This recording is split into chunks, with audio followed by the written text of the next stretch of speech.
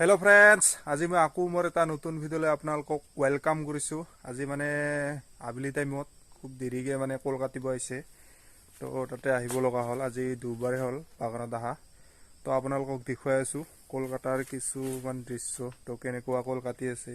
তো ৰেটবিলাকো কমেণ্ট কৰি সুধিব পাৰে কিমানকৈ পোৱাইছে, তো মই কৈ দিম। এতিয়া ভিডিঅ'ত নকওঁ, তো চাই থাকক। দেখা পাইছে অলপ ডাঙৰ ডাঙৰ চাইজৰ মালবিলাকে কাটি আছে কলবিলাকে। মানে অলপ লুকাই শুকচাই ভিডিঅ' কৰি আছোঁ আৰু অলপ, তো ভিডিঅ'টো চাব শেষলৈকে ফ্ৰেণ্ডছ।